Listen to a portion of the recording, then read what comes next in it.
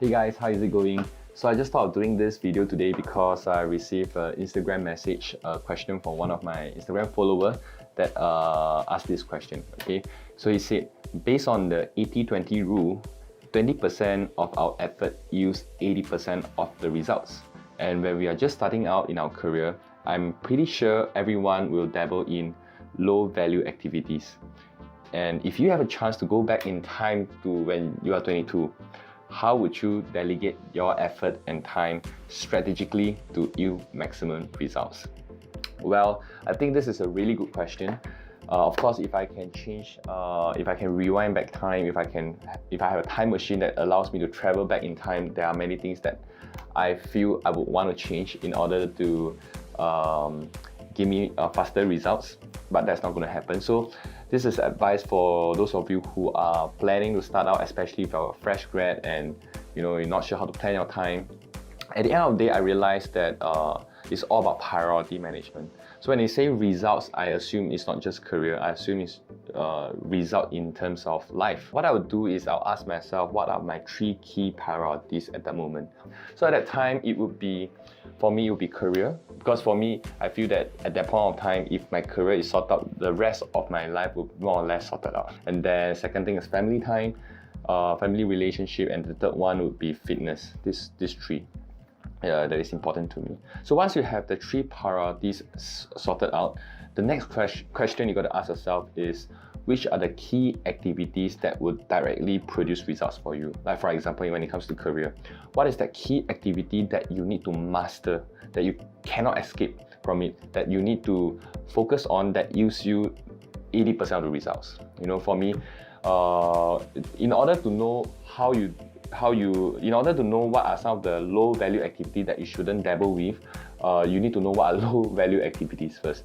Number 1, activities that doesn't directly generate you income. For example, going for case study session or case preparation or paperwork, or watching training videos, talking to your colleagues. These are not activities that's going to generate you income, right? What generates you income for me at the time was to meet prospects, to meet customers. So activities like that generate me direct income. So if you ask me how I would prioritize my time, number 1, I will ensure that during prospecting hours, which means hours that I can meet customers, I will not do any of those non-income generating activities. So during prospecting hours, it's usually between 9 a.m. to 8 p.m. These are the hours where you can meet customers. People are willing to meet you at these hours. And you can do your paperwork, you can do your training, you can do your case studies, you can do all these non-income produced activities after working hours. So that's number 1. Number 2 is that I will delegate more.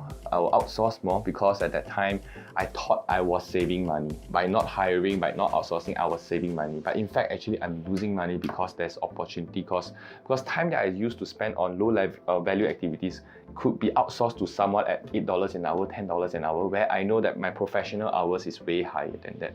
So if I want to buy myself more time to meet more customers, I got to learn how to delegate and outsource my work. So that's the second thing that I learned. Well, it's a good learning lesson, and ever since then I started to outsource a lot of things that requires a lot of time from me. For me right now, it's all about thinking how to automate, how to systemize things so that I can focus on more high value work that gives me the most results.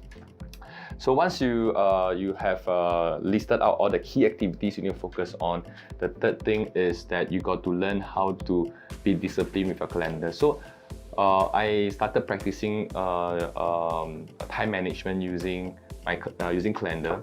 Since 4 or 5 years ago, I've been very strict with my calendar. So I do everything that's stated in my calendar. So even when my friends or associates, they want to have a meeting with me, it's all through calendar invites.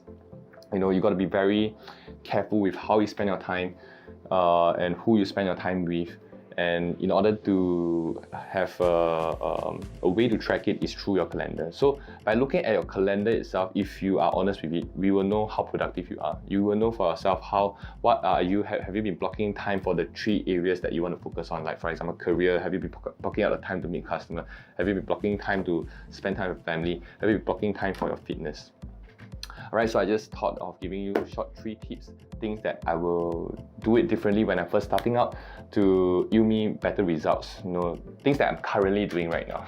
I would want to do when I was, when I just started out. Yeah. So I hope this sharing helps, and if you learned something from this video, just comment below. Share me things that you want to know more about, and type down your questions below, and you never know, I may answer your question next. Alright, so I look forward to see you in the next video. Cheers.